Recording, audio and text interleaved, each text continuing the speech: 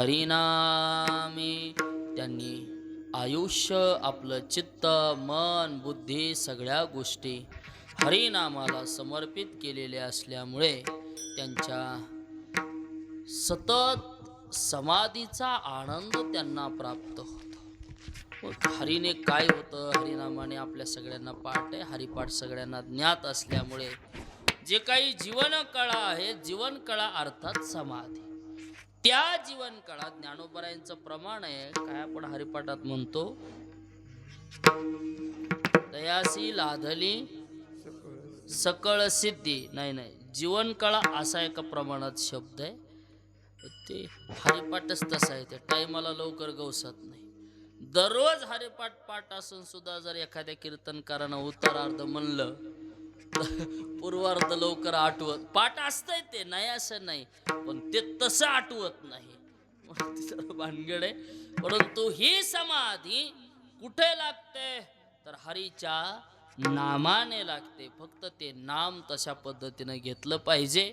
आणि म्हणून असं नाम या सर्व साधू महात्म्यांनी घेतलं, म्हणून काळ सार्थक केला त्यांनी आणि धरिला मनी विठ्ठल. तशाच पद्धतीने बाप्पांनी सुद्धा आयुष्यभर परमार्थ केला. शेवटच्या काळाला त्यांना मरण सुद्धा अगदी उत्तम आलं चैत्र महिन्यामध्ये. आणि नंतर त्यांचा जो शेवटचा विधी आहे, मला वाटतं तो आपल्या सप्ताहामध्येच त्यांनी त्या ठिकाणी संपूर्ण झाला. आणि म्हणून कुणालाही त्रास न देता अगदी सर्व विधी हे व्यवस्थित पार पडला आणि भगवान परमात्म्याशी ते एकरूप झाले. कारण साधूला मरण कसं आलं याच्यावरूनही साधू ओळखता येतो. साधू शूर ओळखावा रणी आणि साधू ओळखावा मरणी. कारण मरण त्यांच्या काय असतं, हातात असतं. किमान केलेलं पुण्य तरी त्यांची मरताना काय होऊ देत नाही, अवहेलना होऊ देत नाही. झालीच असेल एखाद्या महात्म्याची तर मागच्या जन्मातलं काहीतरी पाप असं समजा, परंतु मरण चांगल्या तिथीवरती येत असतं. तसं बाप्पांना सुद्धा चांगला योग त्यांनी आपल्या जीवनामध्ये साधला. आणि म्हणून ही सगळी जुनी महात्मे उत्तम काळावरती त्यांनी आपला देह ठेवला. अगदी त्याच पद्धतीने आज त्यांची 8वं पुण्यस्मरण या ठिकाणी संपन्न झालं. त्यांनी आयुष्यभर केलेला परमार्थ हा त्यांच्या नक्कीच कामाला आला आणि देवाची सेवा केलेली कधी वाया जात नाही. अशीच त्यांची कीर्ती जोपर्यंत चंद्र सूर्य आहेत तोपर्यंत राहो. आणि त्यांच्या पुढच्या पिढीने सुद्धा ते हयात आहेत तोपर्यंत अशाच पद्धतीने जशी घडेल तशी त्यांचं पुण्यस्मरण त्या ठिकाणी चालवत राहावं. कारण पुण्यवंत व्हावे घेता सज्जनाचे नावे, नेघे माझी वाचा तुटे महालाभ फुकासाठी. कारण आता भाऊंचं चरित्र माझं लिहायला चालू आहे. ही 2 माणसं अशी आहेत की बाप्पांशिवाय भाऊंचं सुद्धा चरित्र पूर्ण होत नाही आणि भाऊंच्या चरित्राशिवाय यांचंही चरित्र पूर्ण होत नाही. असं दोघांचा एक जवळीक संबंध आहे.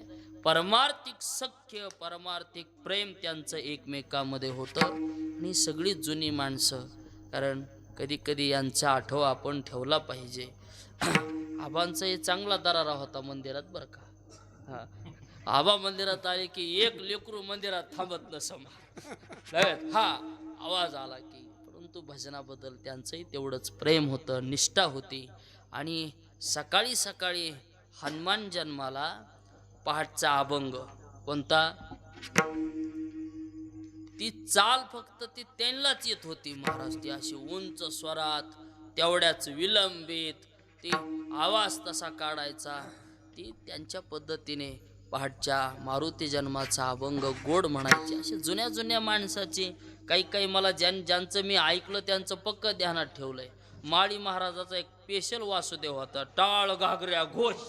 ती चाल कुणालाच आलेलं आहे आता पस्तोरती त्यांच्या वासुदेवाची. तसं त्यांचाही परमार्थ होता महाराज आणि जपला त्याने प्रेमानं निष्ठेनं. तसं ज्याचा त्याचा ठेवा अलग आहे. आणि म्हणून सद्गुरू महाराजांनी जशी कृपा केली तसं बाप्पांच्या चरणी सेवा करण्याचा प्रयत्न केला. आपण सगळेजण या ठिकाणी उपस्थित राहिलात. मृदंग वाजवायला आमचे राजू महाराज आले, त्यांनाही खूप खूप धन्यवाद. सर्व गावातील भजनी मंडळी, आज महाराजही या ठिकाणी उपस्थित राहिले. गोड माईक सिस्टम आमच्या चंदू महाराजानं त्याने बिगाड्यानं ऐकलं, नाही तर त्याच्या मनात आलं तर नाहीच म्हणलं, पण त्यांनी सिस्टम दिली. त्यांनाही खूप खूप धन्यवाद. बोलिलेले कुरे वेडी वाकुडी उत्तरे करा क्षमा पराध, महाराज तुम्ही सिद्ध. ज्ञानेश्वर माऊली ज्ञानराज माऊली तुकाराम.